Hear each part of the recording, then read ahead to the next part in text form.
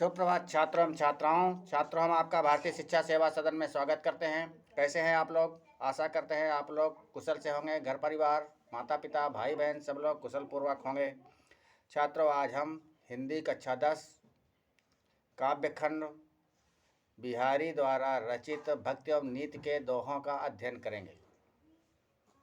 5 दोहों का अध्ययन कर लिया गया था। उसके आगे देखिए छठे दोहे से कहते या अनुरागी चित्त की गति समझे नहीं कोय, ज्यों ज्यों डूबे श्याम रंग त्यों त्यों उज्जवल होए। बिहारी लाल जी कह रहे हैं, भगवान की भक्ति में रमे हुए प्रेमी मन की गति को कोई नहीं समझ सकता। भगवान की भक्ति में लगे हुए प्रेमी मन के गति को कोई नहीं समझ सकता। वो जैसे जैसे श्री कृष्ण श्याम अर्थात श्री कृष्ण के भक्ति में डूबता जाता है, वैसे वैसे निष्कलुष, निष्पाप, निर्मल अर्थात उज्जवल होता जाता है।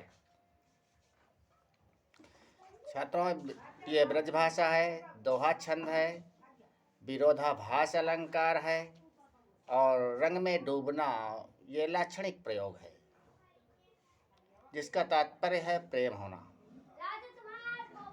इसके आगे दूसरा देखिएगा, नर की अरुणल नीर की गति ये कह करि जोय, ज्यों ज्यों जे तो नीचे होई चले ते तो ऊंचो होए। कहते हैं मनुष्य की और नल के पानी की एक ही गति होती है। ये जितना नीचे होकर चलते हैं उतना ही इन्हें अधिक सम्मान मिलता है। यह भी ब्रजभाषा है, दोहा छंद है, शांत रस है, प्रसाद गुण है, उपमा और श्लेष अलंकार है इसमें। दूसरा देखिएगा,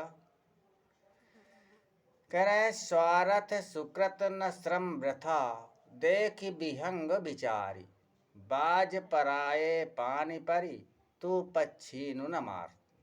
यह बिहारी का श्लिष्ट दोहा है।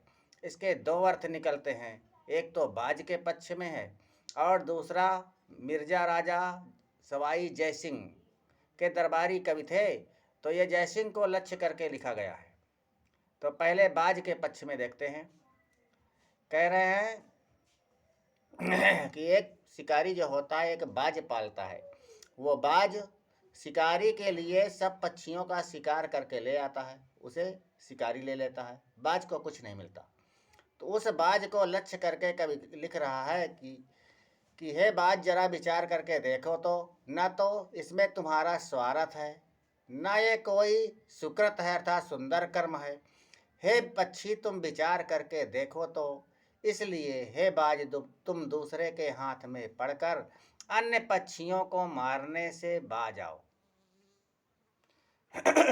और अगला है दूसरा अर्थ जो सवाई राजा जयसिंह के पक्ष में लिखा गया है। उसका अर्थ है सवाई राजा जयसिंह जो थे वो औरंगजेब के मनसबदार थे।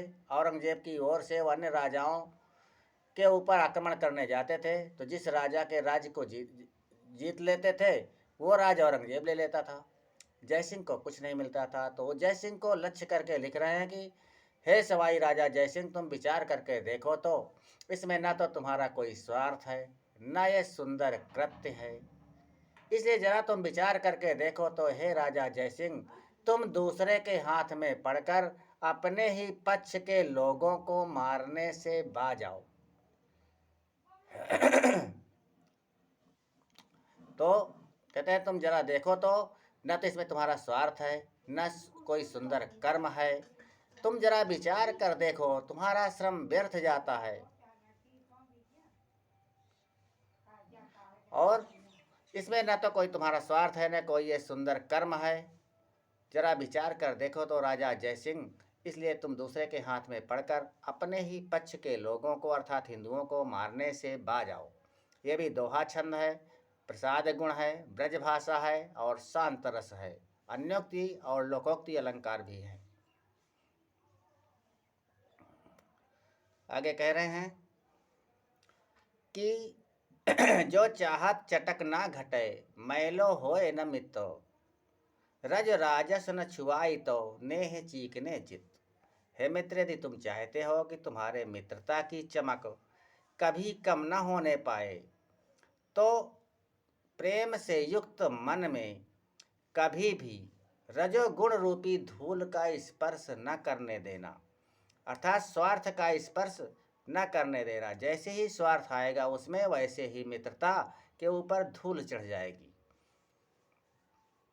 ये भी ब्रजभाषा है, शांत रस है, प्रसाद गुण है, दोहा छंद है, अनुप्रास रूपक और श्लेष अलंकार है।